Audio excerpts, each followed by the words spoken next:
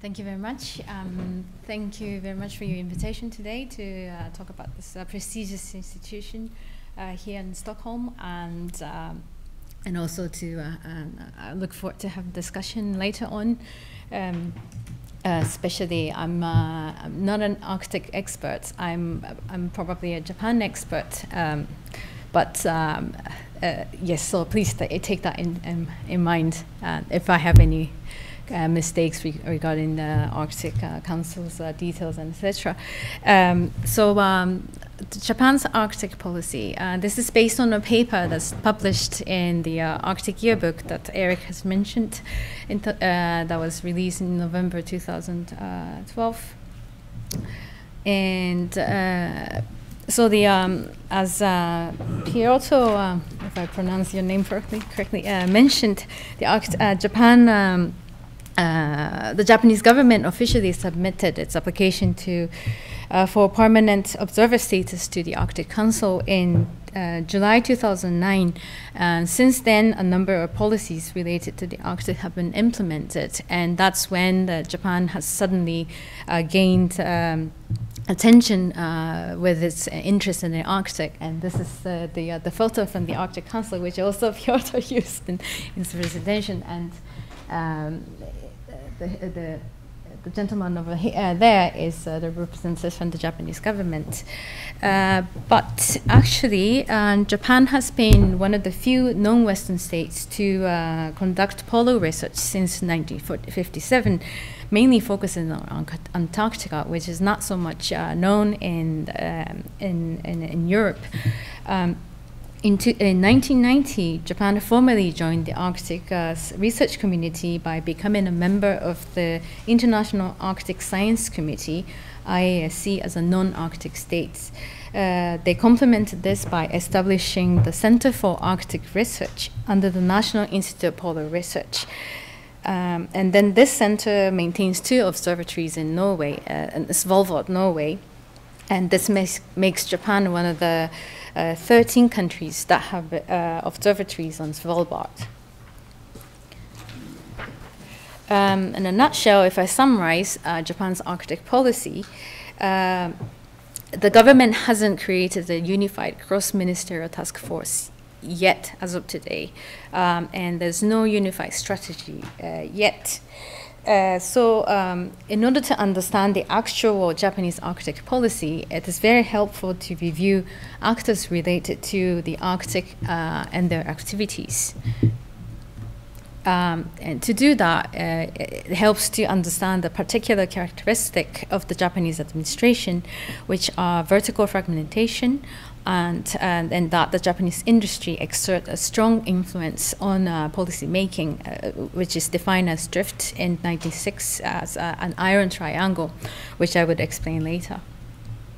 So about the Japanese administration, there are several ministries related to the Arctic, which are Cabinet Office, the headquarters for ocean policy, Ministry of Education, Culture, Sports, Science and Technology, which is MEXT, Ministry of Foreign Affairs, MOFA, Ministry of Land, Infrastructure, Transport and Tourism, MLET, and National Institute of Polar Research, which I mentioned earlier, is under Ministry of Culture.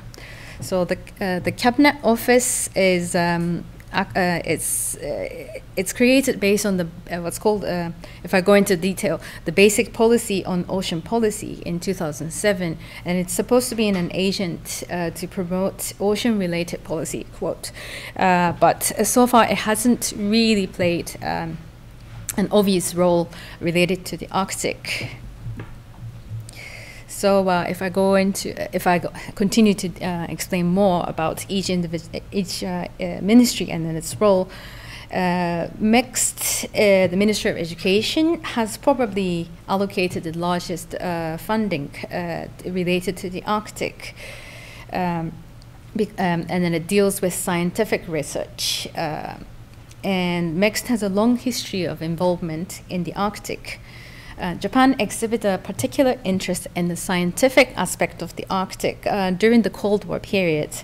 In 1990, as I mentioned earlier, Japan has become the member of the International Arctic Science Committee as a non-Arctic state, and MEX created the research center under NIPR. And in December 2010, MEX obtained programmatic funding for Arctic environmental research, starting fiscal year 2011 for 5 years. And this was quite extraordinary because previous to that, Arctic research has been kind of left to own scientific researchers, and then the researchers are kind of dispersed amongst different university and scientific research institutions. So this initiative is to kind of comprehend the whole they call it old Japan scientific research related to the Arctic. And the Shirase, which is one of the icebreakers that the Japanese government has, is funded by MEX and used for Japanese Antarctic research expedition. And although the ship itself is under the auspices of the Japan Maritime Self-Defense Force. So now next, Minister of Foreign Affairs it plays a role to represent the overall Japanese position on the Arctic in the international fora, and they are particularly in charge of legal affairs related to the Arctic. Therefore, in 2009, when the Japanese government officially submitted an application to the Arctic Council, MOFA established an Arctic task force under the International Legal Affairs Bureau, Ocean Division. And since November 2010, MOFA officials have attended the Arctic Council meetings. And in November 2012, which Piotr also mentioned, Vice Minister of Foreign Affairs, Kira, attended the meeting of the observers with the Arctic Council. So the perceived importance of the Arctic Council is gradually increasing also inside the Ministry of Foreign Affairs. And lastly, the Ministry of Land, Infrastructure, Transport and Tourism is one of the more proactive mainstreamed ministries that have shown an interest in the Arctic. In 2012, they released a report together with related ministries, private businesses and advisors to indicate that the Northern Sea route could be a potential or it could be they call it a frontier for Japanese businesses. And the ministry also held an internal meeting to investigate the current status of the Northern Sea route and also the future of the Northern Sea route. And this might be a quite well-known fact, but use of the Northern Sea route is set to reduce the shipping cost by 40% because the shipping distance by 40% because compared to going southward. But it should be noted that this is a very simplistic view on the complexity of using the Northern Sea route. So the ministry is still in the kind of investigation phase at the moment.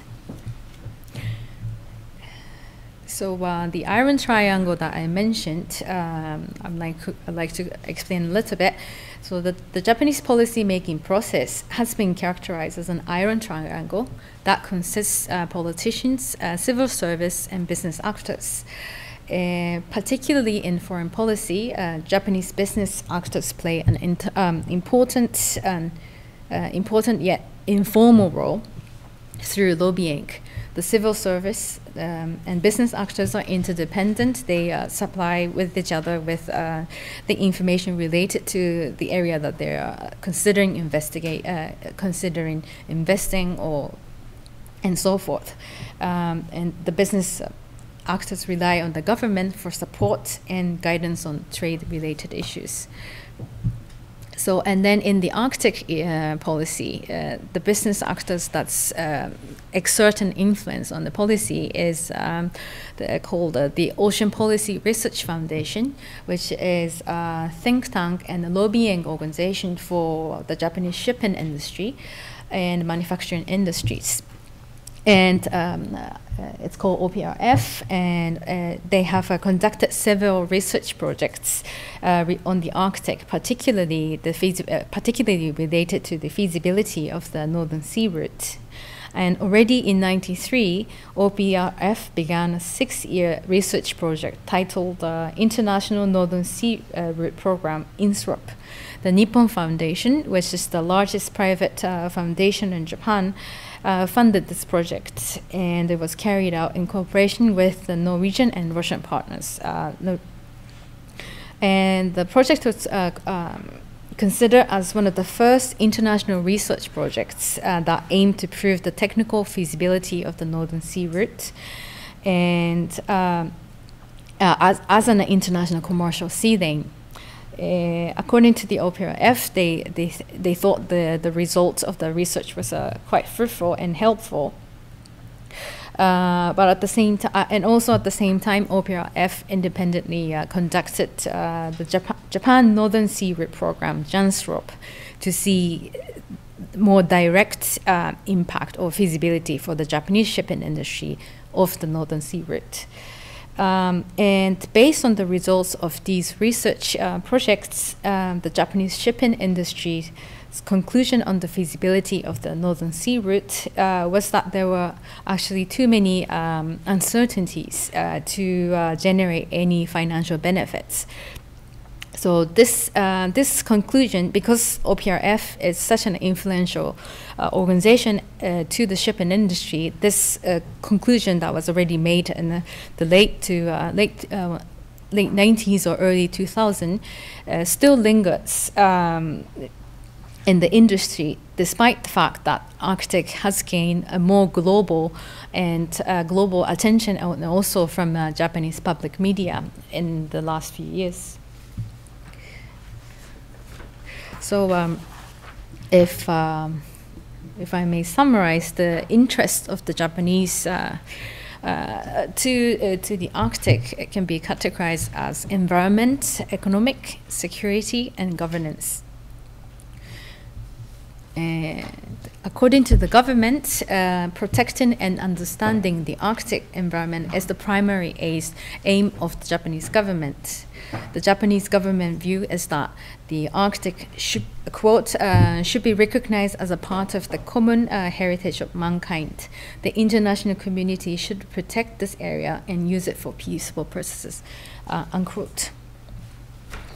And economic interest. This could be similar to the Chinese case that has been discussed earlier. Japan is one of the largest trading nations in the world, but a country of few natural resources, and so it's natural that they're interested in navigation issues and natural resources in the Arctic.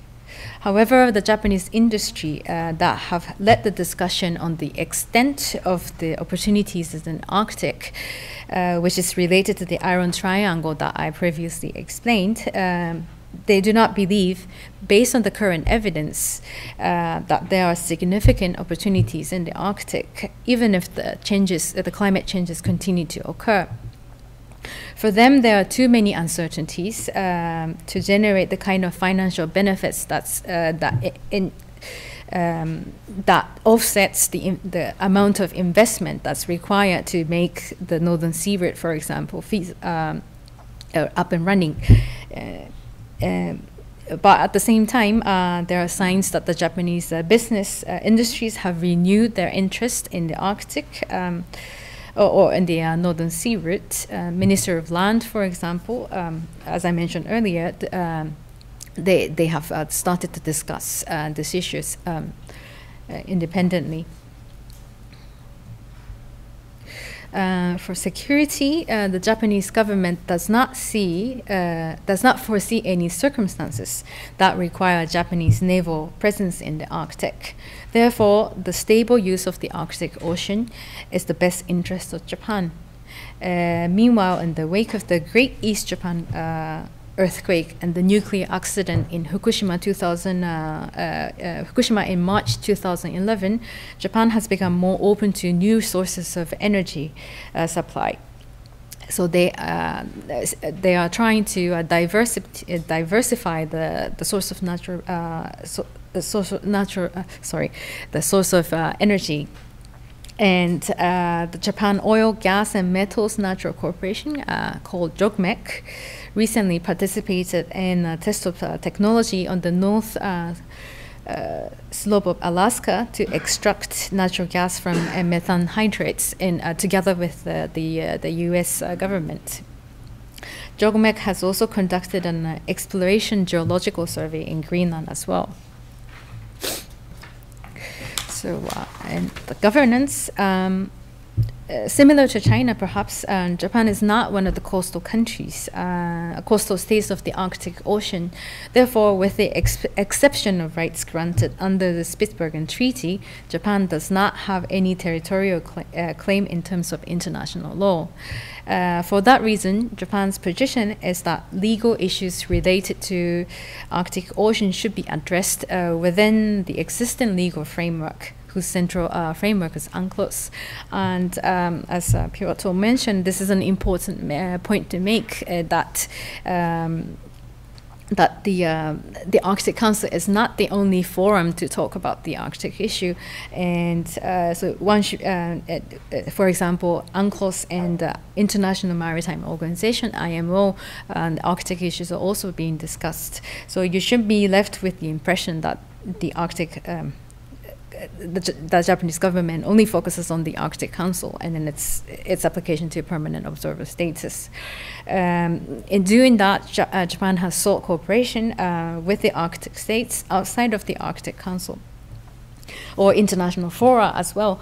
A request for an endorsement for Japan's position is often requested at bilateral meetings, bilateral ministerial meetings with a country like Canada, Norway, and so forth. So to summarize, Japan and the Arctic. Japan has a long history of polar research, but the Arctic policy of Japan is complex. This is a product of intertwined interests of different actors who became involved in the Arctic with different reasons at different timing in recent Arctic history. We saw that this jumble is because it's also due to a lack of unified cross-ministerial task force operating within unified government strategy. Also to do with a vertical fragmentation of the Japanese bureaucratic system and the close relationship of bureaucracy, politicians, and business groups in the policy-making process.